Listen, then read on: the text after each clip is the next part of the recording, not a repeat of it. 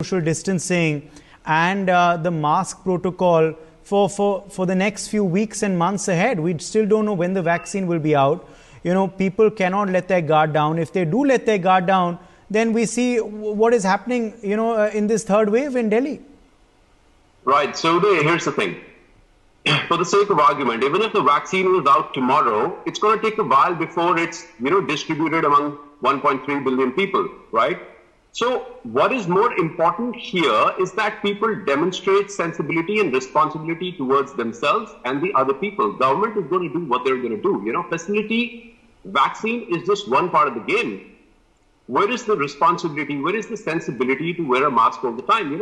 Pointing out to an event, this happened to me a few weeks ago. I was in an elevator in one of the hotels, and out of 4 people, 2 people were not wearing a mask. And I asked them, why aren't you wearing a mask? The person said, "Sir, sorry, gaadi mein reh gaya." So people have to understand that other people may have older people at home who are vulnerable, and it's not just about you being young or healthy, it's also about other people. So there has to be a lot of sense of responsibility that's going to work in longevity. Okay.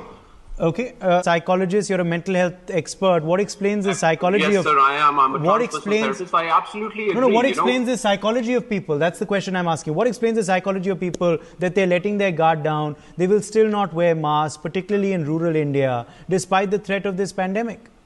I think it's just, like Rajesh just correctly said, it's the it's carelessness, and I would say lack of sensibility and the whole casual attitude. Theek hai, chalta hai, whatever is going to happen, it's going to happen. It's not up to us. It's for the government to protect us. It's for the doctors to protect us. It's passing on the buck to someone else. Instead of taking, we all have to understand your well-being is number one, your responsibility. Other people are going to come and serve you, but first you have to be able to serve yourself.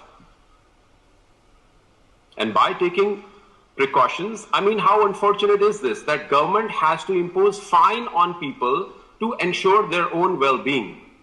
You know what I mean? Okay.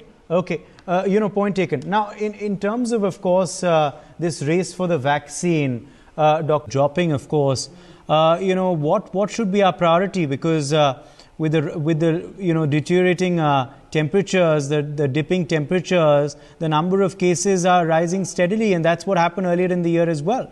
So what should be our priority? What do we need to do to guard against COVID? So, a couple of things, like the doctors in the panel correctly said that, we don't really know much about the disease. So most of the onus lies up to us. And it's seen that even in one family, one person has shown relatively less symptoms, and, he has a higher level of immunity to fight the disease. Mm-hmm. So I think people will have to work on themselves a little bit, not just be dependent on the medication, but, do right things to boost their immunity. And so I come from the psychology background, so I'm always going to talk about the mind. Body does as mind commands, So people, situations are always going to be there, whether a tsunami or an earthquake or a COVID or a recession, everything's going to be there, So how well we are established within ourselves, this is going to determine the quality of experience that we're going to have on the planet. So I can dispense a few tips, a couple or 3 tips for people to, develop a better mental health and emotional health. So the first thing that you wake up, the 5 minutes in the morning, the first thing that you wake up, you are in a brainwave state called theta. And whatever you tell yourself, whatever you reinforce yourself into this state, you're solidifying it. It becomes a neural pathway, So you're in a state of hypnosis, let's say. So if you find few affirmations for yourself, I'm mentally, physically, emotionally healthy and strong. This is going to be very, very effective in the first thing if you do it in the morning. And of course, the last thing while drifting into sleep. It works for me. It's very effective. I recommend it to all my clients. I do it for myself. And, as the days goes on, I have different affirmations throughout the day. So this is one thing. Obviously, Ayurveda and people can do a lot of things to boost their immunity. One thing I really swear by is pranayam. The better lung capacity that you have, will definitely boost up your immunity. It works on your 7 systems, neurological, digestive system, respiratory system. I'm a big fan of it. I do it at least 40 minutes a day. So these are a couple of things. Meditation will definitely add on to it. The calmer you are as a person, the better ability you will have to deal with things. There's no rocket science behind it.